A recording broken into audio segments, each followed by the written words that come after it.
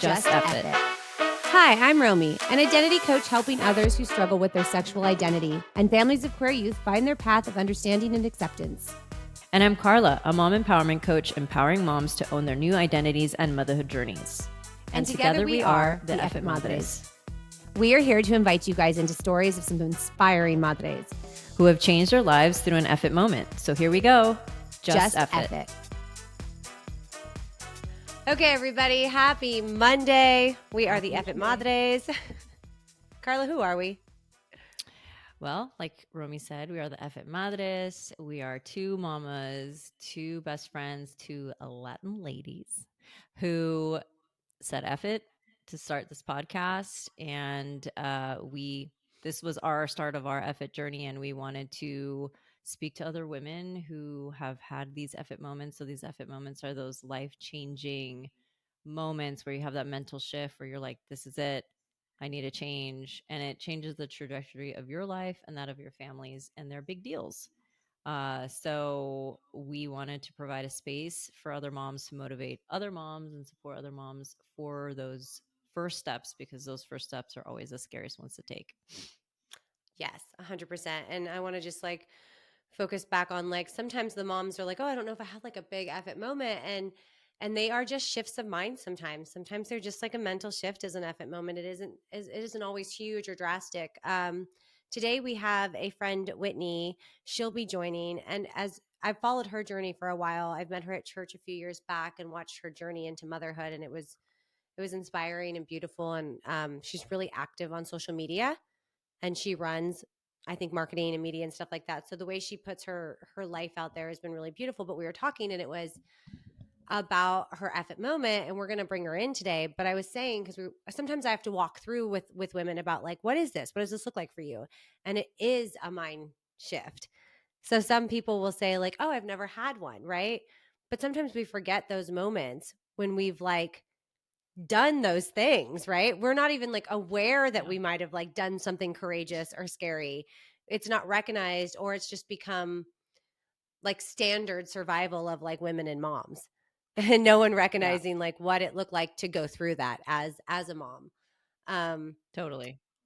Yeah, I think that we're bringing more attention here to what that looks like and honoring it and encouraging more of it. And I would say, now that we've been interviewing more women and we understand it more too, I think it happens more often than we're even aware of. Oh yeah. Just, well, I mean, yeah. I mean, I think we can easily say for ourselves, we've had multiple since we've had that first initial one. Yeah. But yeah, for sure. Absolutely. Yeah, it becomes something, and I think it is so important. That's why I love this space, that we do say no, stop, look at that. Look at what that felt like. Look at what happened by doing that. Recognize it. Look into it. Because when you can see the results, or you can see the emotions or what you learned from it, when they arise again or they come up again, you know how beautiful the outcome can be, Yeah. Yeah. Absolutely. All right. Yeah, so we're going to bring Whitney in. Yeah, we'll bring her in just a second. And we'll hear about her Eff It moment. All right, everybody, we are here with Whitney. Whitney, welcome. Hi, thank you.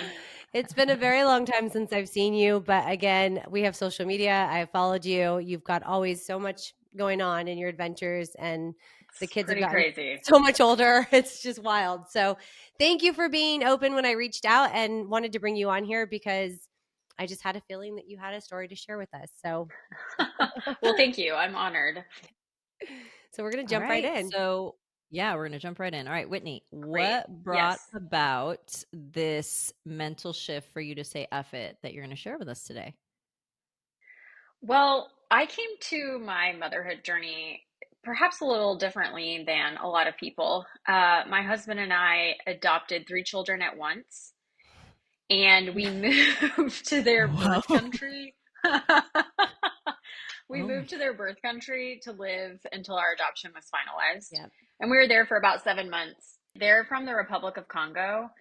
And we used to run our own nonprofit and work for ourselves. And so we were like, Eff it. We're just gonna move to the Congo and live there with our kids until get them out of the baby's home, and then once everything's finalized, we'll come home. And we did it all legally and ethically. We had custody in Congo. We were just waiting on some stateside stuff, but all that to say is my journey to motherhood was very different. I did not Mhm. carry my children physically in my tummy, and I adopted older children. I mean, a little bit older. I have twins that were 4 when we took custody, and their older brother who was 6 when we took custody. And so it was really hard. Like it was really, really hard. And it's still really hard. And we're 5.5 years in. And so I think my big F it moment was it was Mother's Day 2.5 years ago. And I was crying in my bed because of some of the hardship. And I just was like, I've got to do something. One night away here and there isn't enough. Self-care is amazing, but it's little moments that are relief. But when you're really being taxed with secondhand trauma, I needed something more. And so I was like, here we go, let's do this. And I got on antidepressants, which was a huge game changer for me. And I cannot speak highly enough for them, especially for women in a really hard season of motherhood. Um, there's just so much shame wrapped around antidepressants, and especially around moms when Mm. you're told your whole life this is how your motherhood should feel, and this is what it should be like, and this is how the bond is, and this is how your love is, and all the things. Um, and so yeah, I just said F it and I got on antidepressants, and I'm so happy I did because I'm such a better mom now. I love you sharing this, Whitney, and I know Carla can relate to that journey in terms of she shared on the podcast, previously that her journey into motherhood didn't even just through her own child didn't look like that bond or the expectation everyone had maybe put on her about, right? And she had struggled, right, Carla, with a lot of that, like, why doesn't this look like it was supposed to look or feel like it was supposed to Right. Yeah, feel? Yes. Yeah, and I'm so happy you are talking about this because it really needs to become more normalized because, it really I does. was even like deep diving into like research papers and like Mm, why is it that mothers, like if they don't feel this connection are automatically like ostracized or they feel that they're alone and all that. And yep. the simple statement I came across is because it's supposed to be a happy event. And that right there carries so much weight because if you don't feel happy all the time, you feel like something's wrong with you, you feel like you're a bad mom, you feel like you're not doing Hmm. anything right. And being a mother is fucking hard and there's a lot of It's so elements that hard. fucking suck. Yep. But it doesn't make us bad moms. It doesn't make us like love our kids any less. It's just Yeah. it's not always butterflies and rainbows. And And it I Yeah, just think needs to be spoken absolutely. about more. It does because there's so much shame when when you're not talking about it with other people. Like you said, you think you're alone, and then you're suffering in silence, and that never heals anybody. No, absolutely. which is Absolutely. exactly why we have this space. And like, thank you so much for bringing this to our attention and being the shift that you wanted to talk about and being able to talk about that. Because if we don't hear other moms talking about it, we do feel alone. We are so often in the Yeah. routine of our lives, right? Our partners, our children, our work. It is hard to just get out there and hear other moms that maybe aren't in your circle that are also struggling. So we want to have a space where moms Yep. are like, same, maybe I need to try out medication. Maybe it's okay, Yeah. that I go A hundred seek percent. help for this because like you're saying it was a positive thing. I watched you. I was there. I remember at church when you went to go live with your family, and then I remember when you guys came back, and Hmm. that's the kind of like the last bit I saw you at. So to hear this journey, we never know what we're seeing, right? We don't, the images, the photos, Yeah. the pics, sometimes we're not really raw and honest about what that motherhood journey looks like, and it's only doing somewhat a disservice sometimes to other moms because they think it's just all butterflies and rainbows and a beautiful photo. Absolutely. And my husband and I I stepped away, which is another moment I can share with you guys in a Yeah. minute. But we run and started an orphan care advocacy organization where we use media and storytelling to advocate for vulnerable children and families. And so, for 10 years, I had been with dozens of families as they met their children and adopted. And then we keep up with those families and we go visit them sometimes and we hear how their journeys are going. And I always wanted that for myself. I was always like, when's it going to be my turn? When am I going to get to be the one on the other side of the camera adopting and starting my family? And I was so excited. And I think I put so much unrealistic pressure on a child that should never be placed on a child to begin with. It was my own issues. Um, and then when it actually happens, when it's your turn, it's different, and that's okay. I think it's okay for childhood and motherhood and family development to just look different than what you think it's going to look like. Yes. But it's so important to realize and remember that my expectations are just that. They're mine. They should not be placed on a child. Like, a child cannot carry my 38 years of life and trauma and infertility. Like, that's just not fair to put on a child. So when I after my motherhood journey started, and it was just, the hardest thing in the world, I started going to therapy, and I was with two different therapists. And one of them was like, I would really suggest getting on an SSRI. And I wouldn't do it for like a year. I was just like, no, that means you're weak. That means, something's not working. My God is not Mhm. helping me, my whatever it is. And then finally I just broke down and I was like, you know what? Those are all lies that I've been believing. Like, I believe that God has provided Mhm. SSRI, or whatever it's called. Yeah. And I believe that it's okay to say, hey, I need some extra help. Maybe there's some chemical imbalances going on, or whatever it is, but just to say it's okay.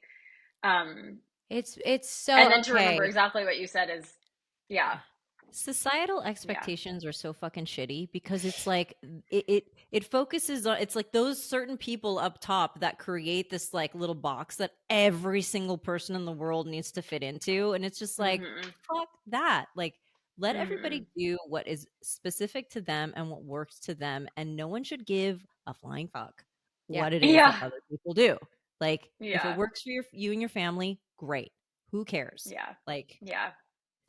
And I was scared. I was honestly scared about like some of the medical things, like, well, what if it causes X, Y, or Z? Or, if I'm trying to be healthy and whole, but I'm putting a chemical in my body, all the things. And then I was just like, you know what, Whitney, there's so many toxins in the air, and you're drinking Coca-Cola sometime, and you love your alcohol. So, like, I think you'll be fine yeah. by taking a Okay, drink. you Yeah. say that with your antidepressants, and I'm like, don't drink that. It has lead in it. Don't do this. And then I'm like, I'm here for my Botox appointment. So Yeah. it's all balanced. Okay. I was just thinking the same thing. Yeah. Carla and I are such health freaks, Yep. but like it's balance. And I do.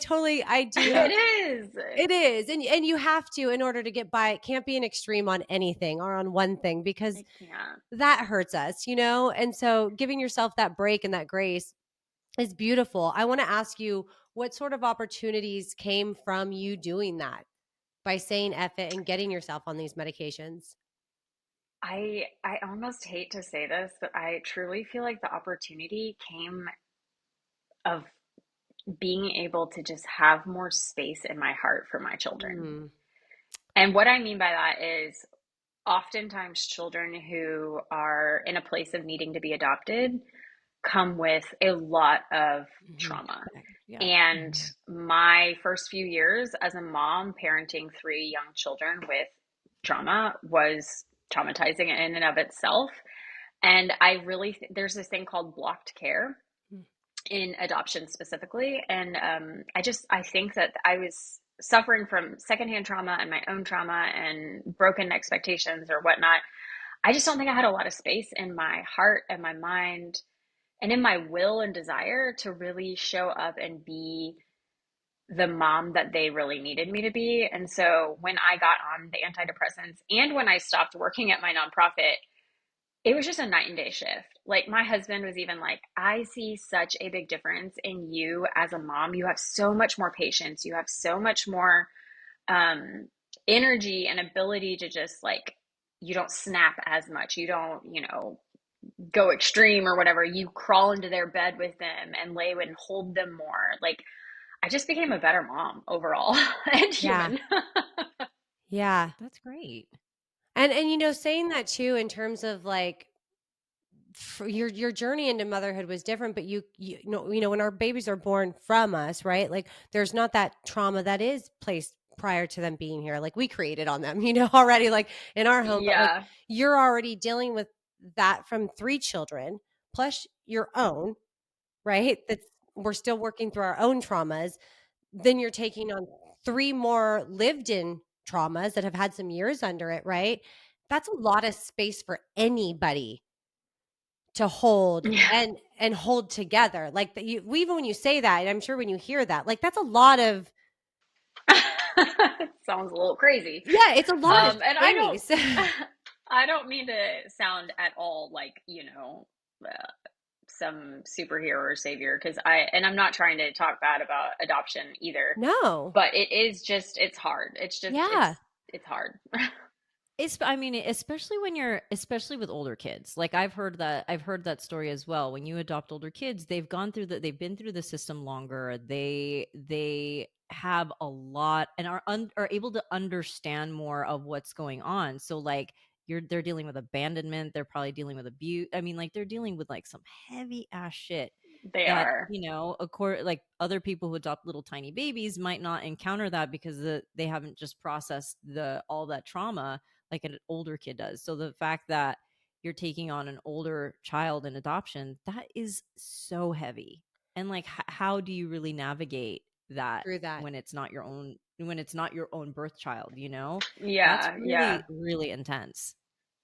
I'm really thankful that we did have our nonprofit, because we were able to speak with so many adult adoptees and hear their experiences and hear how their parents helped them or things that their parents did that were really harmful. And so I think we really learned a lot from those amazing interviews and conversations, that hopefully, I mean, we are using a lot of their tactics, even still to this day, with how we speak to our children, how we speak about biofamily, how we speak about their story and their past. And I will say that we talk about everything in our house. We don't hide any subject. We cry with them. We lament with them. We allow them to ask any question they want about their story. And we will always speak highly of where they came from and their past. But we're going to be real about some of the things that happened to them because they have a right to know. It's their story. Absolutely. I think that Whitney, you're also being really real with, other women, men, parents, families that do go into adoption though, because your true story, which you're giving, which is raw and authentic and absolutely needs to be said like it's okay, right? So that those Yeah. families that adopt, if they find themselves being like, wait, I had this vision or this picture and it doesn't feel like that, that doesn't mean you're bad, doesn't mean you don't love them, doesn't mean there's anything wrong with you. Hmm. Just be prepared. Hmm. It Absolutely. may not look like you had pictured in this vision and that it's still okay and you're still great parents. Well, we try to be. Yeah. They're healthy and So happy and I want to thriving. Yeah. yes. Yeah. Yeah. Absolutely. The next question I want to ask is like, what positive and or negative things did you learn about yourself since saying F it and getting on the antidepressants? Oh man, about myself, a lot. I think I think I put a lot of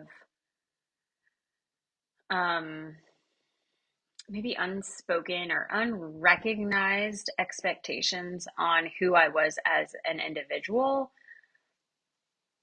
that I should be able to handle X, Y, or Z, or I should be stronger, or um, maybe I'm not balanced, mentally, chemically. And maybe I am. I don't know. I haven't actually gotten any testing done on that. But I always, in my head, was like, oh, well, if you're on an antidepressant, there's like chemical imbalances going on, or you're not strong. And so I think that I just had a lot of misconceptions about antidepressants and myself, maybe being like, too, like putting pressures on myself of being too independent. Is that a good way to say that? And I think I've just realized that like I can't do this alone. I need my partner. I need my friends and my community. I need a therapist and I need an antidepressant right now in this season of life. That's what I would like Whitney saying that though. Like when you're saying all that, I'm like more often, and we talk about this so much on the show, Carla, right? Like you can't do it alone.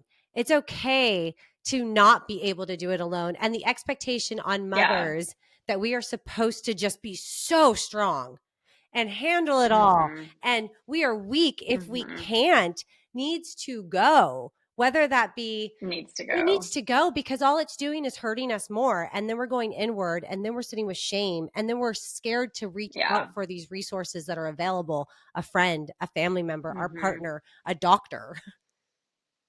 Mhm. Yeah. The Absolutely. the phrase "it takes a village" didn't come from nowhere. Like, Yeah. there's a reason why they say that because that's how it used to be. Yes. We Yeah. had a No, support I system, we had know. a family, we had the neighbors, we had a tribe, like, and this Yeah. country is not it sucks that this country doesn't it puts all the expectations on us, yet it doesn't provide any sort of support with childcare, paid maternity leave. Mm, That's left up individual for or the businesses to decide. Like it's not a yeah. universal sort of thing. It's like, how do you expect us to do all of this?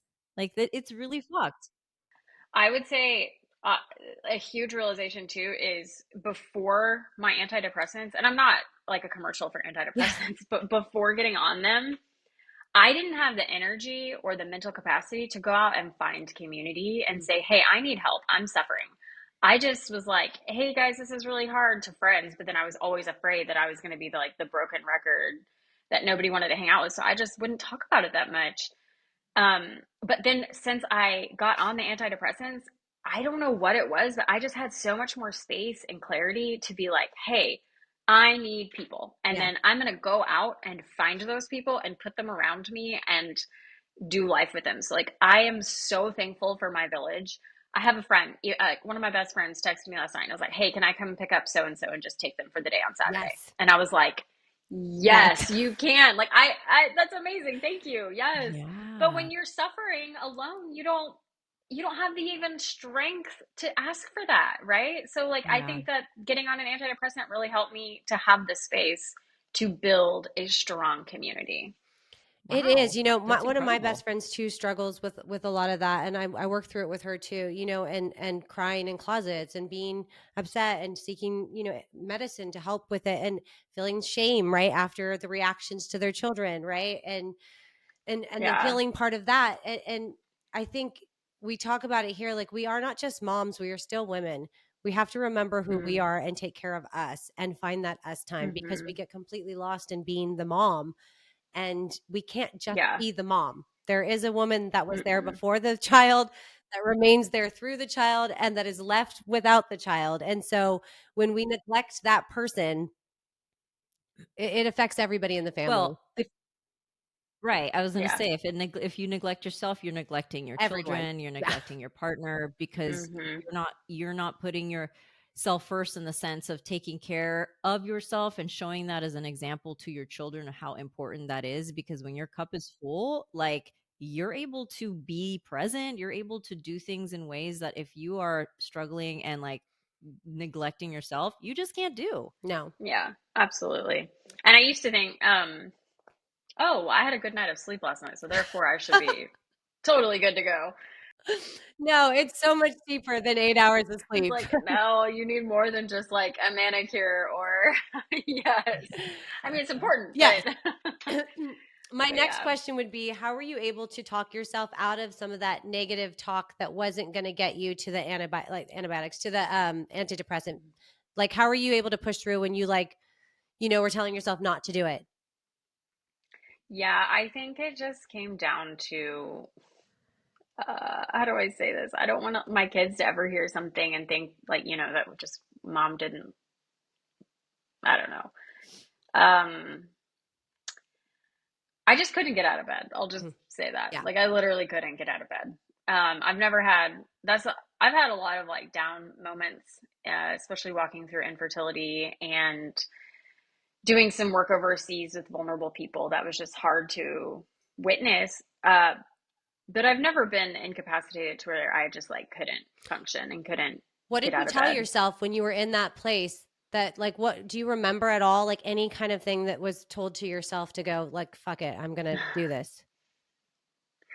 I don't know if it's the answer you're looking for, Yeah, but it's like, hey, you're not going to be here got it. or you're going to get on antidepressants. And I was like, Yeah. okay, Mm. so Yeah. I'm going to Mm. do this to Was like that save something my that you life. were saying? Was that something you were saying to yourself, or was that something that like your therapist said, or someone said to you, or what? What do you I think think? that I was telling myself, I Mhm. just kept telling myself I couldn't do it. I Yeah. couldn't do it. Like, I just can't keep going. Yeah. Um, and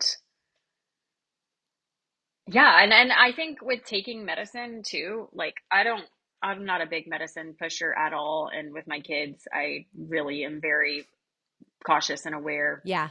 But my kids do, one of my children does have to take a specific medicine, and I don't want him to see that there's shame in that or there's something wrong with him. And so I try to, normalize it like, hey, I do it too. We're good. Yeah. Let's just do this together. Like we Yeah. can do this. And then it sets a good example for them. So hopefully that like they'll remember, hey, mom didn't always push medicine on us, but if it's something we really needed, it's okay and it's not shameful. 100%. Yeah. Yeah. I mean, I grew up on tons of antidepressants since I was 13. I struggled with mental illness and was put on Mm. everything under the sun at the age of 13. I mean, all to Prozac, lithium, Oh, like wow. heavy, heavy medication. I haven't Mm. taken medication since I was 18 years old, but at the time Amazing. in my life, it was needed. And so I've never had a shame around it. I think because it's been something we talked about and that was always available, and mental health was always talked Yeah. about at a young age. And so we never know the direction our children are going to go in. We never know what they're going to struggle with or where what theirs is going to look like. So having those open raw conversations about it is so important because if it comes to a place where they need it, there's no shame around it. Yeah, absolutely. They have Yeah. help. There's resources, there's tools, there's medicine for a reason. And I believe, you and I share a faith as well, Whitney. And I do believe God comes with science. I think he comes with medicine. Oh, You know, 100%. I just think it's one, That one, that was a huge effort yeah, moment for me is when I was like, wait, if I believe that God created human beings and I believe that God created science and medicine, why would this not be a way that the Lord is saying, hey, here you go, yeah, here's some help? yeah. And so often Yeah.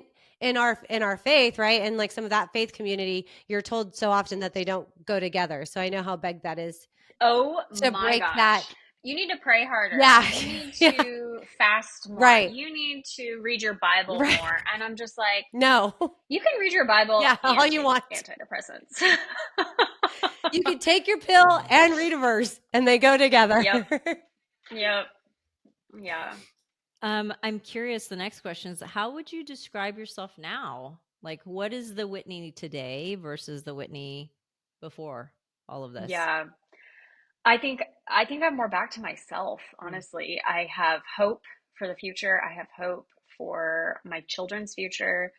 I have so much more room for creativity. I'm an artist, I'm a photographer, I'm a filmmaker, maybe I can say mhm. that. You can. And after being on the antidepressant for about a year, I realized, hey, I think I need some space from constantly hearing about trauma at work and coming home to a house full of sometimes traumatic reactions and responses. And so I slowly over time transitioned out of my nonprofit. And I mean, because when I was working, I was literally interviewing people and writing and creating content all around trauma. Yeah, it's a lot. And then I would come home and there's trauma. So it's like you never got a break. And so when I shifted away, so when I got on antidepressants, I was able to see the space that I needed to create more and to get away from constantly being around intense situations and stories. So I slowly transitioned out of that job and I'm so happy I did. I have learned so many things about myself. Like my identity was completely caught up in being that like nonprofit orphan care person. Um, I think my motherhood was caught up in the identity of being, the adoption person and the adoptive mom.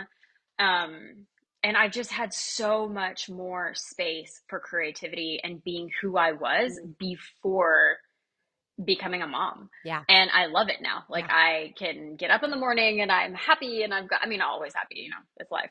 But I just have more space for things. Whitney, don't you think like we say this all the time and what you're saying is such an example of this, right, Carla? You said F it and you got on some medication to help you, right? And in that, you got yourself out of a job and into a better job because once you start saying F it just keeps going and you keep seeking Yeah. more and better. It doesn't Mhm. stop. I think that's like the important thing. Yeah. Yeah. Once you start shifting and moving towards those things that are scary, Yeah. you start opening Yeah. more doors and now you're doing something more peaceful, right? It's so Yeah. much more peaceful. It's so much more life-giving. And it's crazy because my entire identity was wrapped up in that job. I did it for 12 years and, we found our children through my job and there's just so much. And I'm so happy that my life has kind of gone in this direction. It's very different. And like, yeah, like you're saying, if I had not gotten on antidepressants, I don't think I ever would have made that shift. And I don't think I would be uh, as stable as a human being and a mother that I am today. That's why these effort moments are so important to share because they Hmm. really, really like for women that are sitting here like feeling like they're on a brink of it or they want to have that, they know what it is they need to change. How important it is to hear once you take that step because it is life changing Yeah.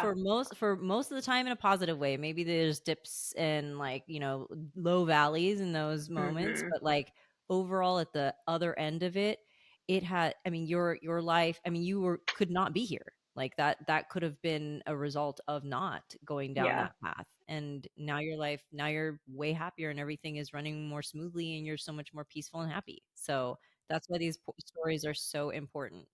They Yeah. are, yeah. Absolutely. And like again, so appreciate you being open about this. I know it's not easy, and I know as mothers as well, like we do. And I watched for a second in your story, and I get there, and I know Carla. We don't want to say things, right? Certain things, because we don't want our kids to ever receive it a certain way. And I catch myself Yeah. in that. There's this fear around our kids ever hearing us struggle through the motherhood, because then it seems like it was in a reflection to They're at them. fault. It's their fault or Yeah. something.